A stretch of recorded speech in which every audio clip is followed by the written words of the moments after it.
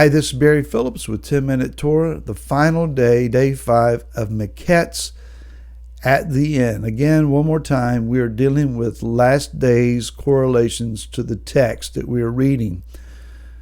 So we find in chapter 43 and verse number 1 that the scarcity of food was severe or heavy in the land. The word that is used here is kavod, which we oftentimes recognize as meaning that which is pertaining to the glory of Elohim, to be honorable, rich, hard, grievous, weighty, heavy, burdensome. It is spelled as with a kaf, a bet, and a dalet. A kaf is either the palm of a tree or the palm of a hand. That which is curved, if you will. And the bet is a house, the dalet, a door. The hand, the curved of the hand, is at the house on the door. Perhaps we would see a picture of Yeshua standing at the door, according to the book of Revelation, and knocking. And he said those that would open up, he would come in and dine with him, and they with him. This is a famine. Amos chapter 8, verse 11 and 12, as we discussed a couple of days ago, says that the last days famine will be that of not bread, but of the word of Yah. Rav Shaul warns us that in the last days that there will be those with itching ears, looking for someone to give them the sensational, to supply the lust of their ears, that they hear some new thing, something titillating to them, something exciting to them. Just preaching and teaching the word draws a small crowd oftentimes. It is those that offer up fanciful explanations, doctrines, theories, conspiracy theories, etc. They're the ones who draw the larger crowds. People's ears are not tuned correctly in our day. We also have an understanding that if your heart is cold, Yeshua warned us in the book of Matthew about the last days that cold love would cause men to be divided and to be fearful. So we understand then that a wrong relational walk together will dull your ears and dull your hearing ability. Yeshua, in the midst of this hearing of the word famine, is standing at our door and knocking, desiring to come sit at the table with us and have a fresh conversation with us. Wouldn't that be wonderful if we would open up the door to our being and say, "Come, Master, sit with me and tell me what I must hear." Let's continue. Yaakov looks at his sons and says, "We're running out of food, guys. It's time to go back down to Mitzrayim. It's time to buy more food." And their response is, "Remember, we told you, the man said that unless we brought back Benyamin with us, that we could buy no more food. So are you going to allow the son of your old age, Benyamin, to go with us?" Yaakov is extremely reluctant. Reuben says something extremely wise. "Trust me, Daddy. I'll take him, and if I don't bring him back, you can kill my kids."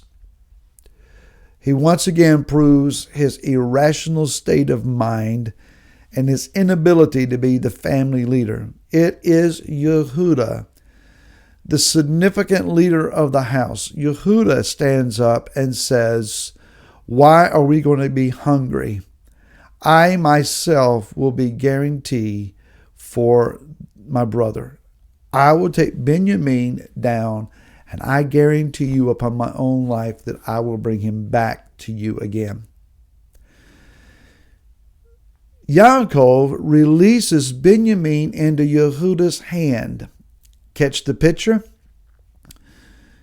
Our Father in heaven has entrusted to the care of the house of Yehudah Benyamin, who is symbolic of the Temple Mount. The house of Joseph, though he longs for an embrace of that sacred piece of ground, Yah has chosen Yehudah, our Jewish brothers, to be the defenders of, the protectors of, the guarantee of the Temple Mount. Now, politically, it is still in a non-desirable situation. But as transpired in the last few years, now we can go up to the Temple Mount. And I saw a headline just a few days ago that there are those that are Jewish that are actually praying there. Now, to what extent they're doing that, how they're doing that, I'm not real sure. But just know that the world focus is going to be on Benyamin. No matter what the political environments are and what the maneuvers are and what the subject matter is, eventually it's all about the nations of this earth coming down to the Temple Mount and being so focused. And it will be Yehudah who will be the guarantee of that piece of ground, even guaranteeing it to the Father, even to the point of their own lives.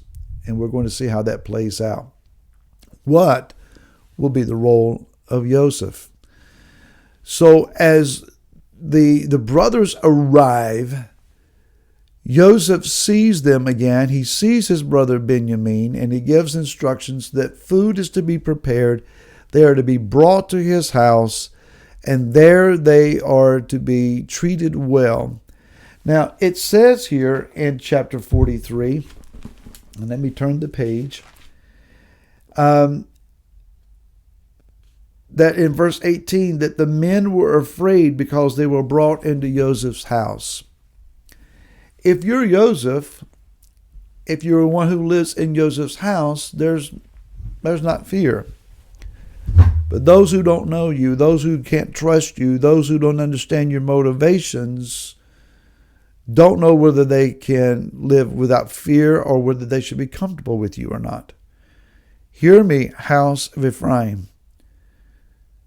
We go over to the land.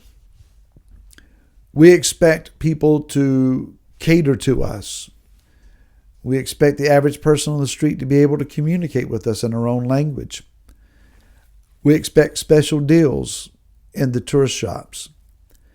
We expect our Jewish brethren to raise their eyes and say, "Oh, you're Joseph. You're an Ephraimite.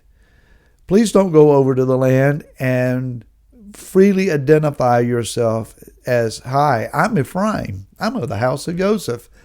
I'm your brother. I'm one of the lost tribe members, and I'm coming home.' Let them see that in you.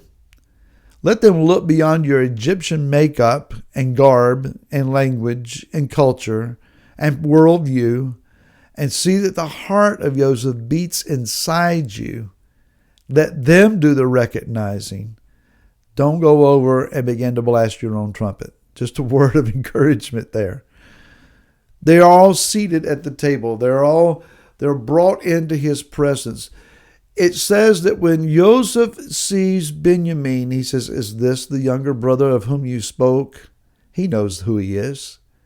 And he turns to weep. He has to get out of their presence and weep. This piece of ground, I've been privileged to go to it and stand on it twice. It does something to you. You can't help but weep when you see the manner in which it is treated. The last time I was there, there were young boys playing soccer. Trash was strewn about. Junk was piled in corners. Business was being carried on. Work that was not supposed to be being done was actually under construction. Things are not as they should be. This is sacred. This is set apart ground. This is where the temple of the Most High will be established. This is where the throne of Elohim that Yeshua will sit upon will be established. I weep. I yearn. I long for the time that, as Joseph demonstrated, that we will be together in a single house and that we will be brothers once again. May Yah hasten that day. Come, Messiah. Even so, come quickly. Shabbat Shalom. We'll see you again next week.